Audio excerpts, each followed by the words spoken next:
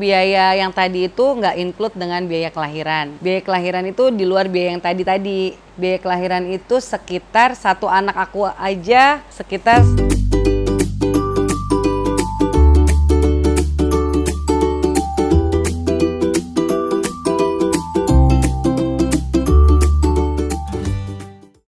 Hai gengs, ketemu lagi dengan aku Mami Tias, masih dalam channel Baby Gucci Gang.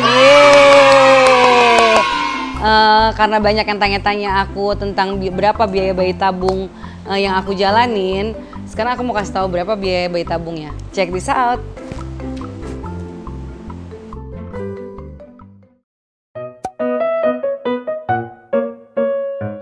Biaya yang dibutuhin itu udah termasuk dalam paket sebenarnya.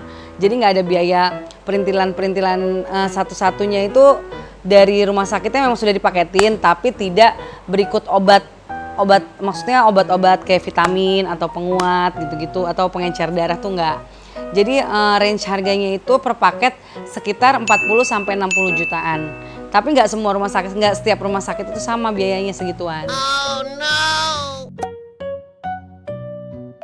Jadi untuk biaya konsultasi di rumah sakit family itu sekitar 750 ribuan. Selama masa kehamilan aku berarti konsultasi beserta USG itu sekitar 1.250.000-an lah ya.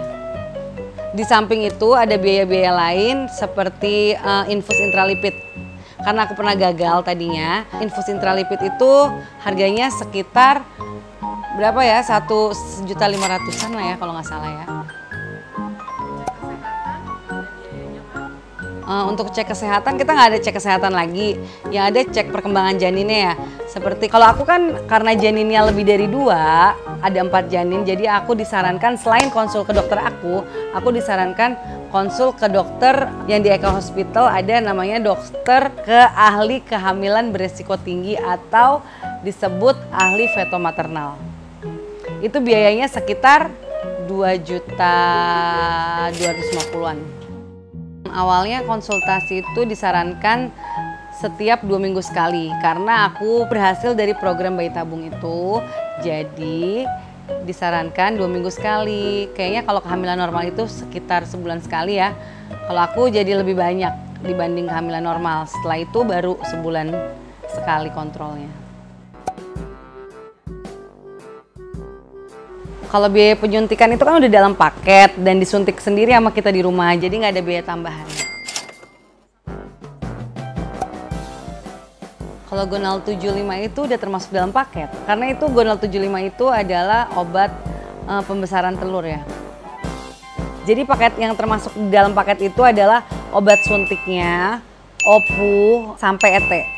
Itu di luar biaya, misalnya kalau suaminya itu punya kendala lain seperti mesa-pesa ya, operasi mesa-pesa. Mesa-pesa itu pengambilan sperma secara operasi. Kalau buat obat penguat kandungan, vitamin, terus pengencer darah dan yang lain-lain itu kita tambahan sendiri lagi. Itu sekitar, kalau aku yang anaknya banyak itu, aku bisa menghabiskan sekitar antara 1 juta sampai 1.500.000 itu hanya untuk 2 mingguan lah ya. Nah itu hitung aja. Sampai berarti 7 bulan ya kan? What? Jadi buat para mami-mami, karena paket itu sekitar 40 sampai 60-an, mungkin bisa dianggarkan sekitar 80 sampai 100-an lah. Berikut obat-obat dan vitamin-vitaminnya. Jadi untuk biaya yang tadi itu nggak include dengan biaya kelahiran. Biaya kelahiran itu di luar biaya yang tadi. Biaya kelahiran itu sekitar satu anak aku aja sekitar 100 jutaan, itu bisa dikali 4. Oh my god! Wow! Bisa 100 juta karena anak aku kan anak prematur. Mereka lahir kecil-kecil di bawah 2 kg. Jadi mereka itu sempat masuk NICU selama 1 bulan. Jadi rata-rata biaya mereka adalah 100 jutaan. Persiapan budget, jual-jualin yang ada. Ada mobil, jual mobil ya. Kenapa anak aku harus masuk NICU? Itu enggak kenapa-napa, nggak ada penyakit yang mengkhawatirkan sama sekali. Jadi mereka itu bener-bener pure, hanya bayi-bayi prematur aja, bayi-bayi yang kurang berat badannya. Masuk NICU itu di NICU mereka dirawat agar berat badannya bertambah. Setelah berat badannya bertambah 2 kilograman baru kita boleh bawa pulang mereka.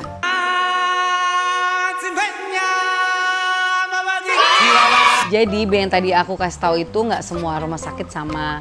Itu hanya biaya di rumah sakit family sana. Itu yang tadi aku kasih tahu itu adalah biaya dari awal aku program paket-paket sampai melahirkan, sampai bayi aku pulang ke rumah. Jadi buat mami-mami yang mau ikut program bayi tabung sebaiknya sudah mulai nabung dari sekarang karena banyak juga biaya-biaya yang tidak terduga. Do it! Just do it! Don't let your dreams be dreams. Jadi buat mami-mami yang belum mendapatkan momongan, mungkin program bayi tabung itu bisa menjadi salah satu ikhtiarnya.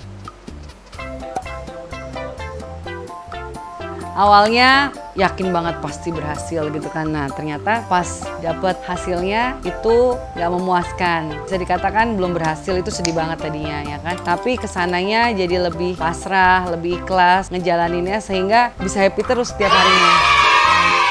Bersyukur banget kalau sekarang bisa dapetin bayi kembar 4 ya kan, ngelihatnya lucu-lucu banget, terus bangga banget, seneng banget, orang-orang aja seneng banget gitu kan ngelihat mereka gitu kan, apalagi aku yang ibunya. Oh, seneng banget dong setelah mereka tahu aku hamil dan melahirkan anak kembar 4, banyak doa-doa yang mereka haturkan. Terus jadi lebih banyak teman-teman aku yang belum punya anak jadi semangat untuk berusaha lagi setelah ngelihat baby Gucci ini. Oh iya dong, pasti ada dong komentar-komentar atau pertanyaan-pertanyaan orang-orang tentang kok bisa udah melahirkan, udah pulang, terus anaknya kemana gitu kan. Apalagi kalau pas Gucci pulang satu-satu, terus ditanyain, mereka sempat tanya juga, apa benar kembar 4 ya kan, kok mana buktinya gitu kan.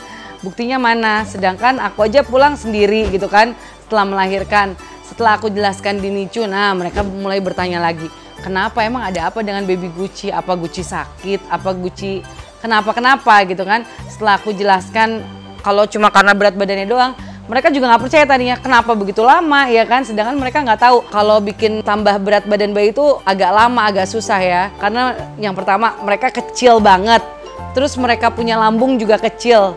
Yang mereka nyusu nggak bisa begitu banyak setiap harinya gitu. Jadi mereka membutuhkan proses yang lama untuk memberatkan badannya sehingga bisa pulang ke rumah gitu kan. Pas mereka pulang satu sampai mereka lengkap sekarang baru deh temen-temen, kerabat, saudara pada percaya kalau ternyata wow bener.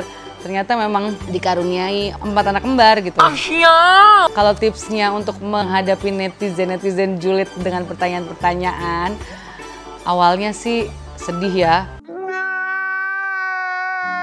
Aku ditanyain ini itu, tapi sekarang aku jadi yang udah cuek aja gitu. Ngapain ditanggepin gitu kan komentar-komentar yang kayak gitu, toh nyatanya anak aku baik-baik aja, anak aku cantik-cantik, ganteng-ganteng, sehat-sehat semuanya. Oke, itu tadi rincian biayanya dan sedikit curhatan perasaan aku. Jadi tetap buat teman-teman yang pengen tanya-tanya bisa komen di bawah ini. Jangan lupa di subscribe, like, and share. Jangan bosan-bosan ya, tungguin terus video Mami selanjutnya. Dadah!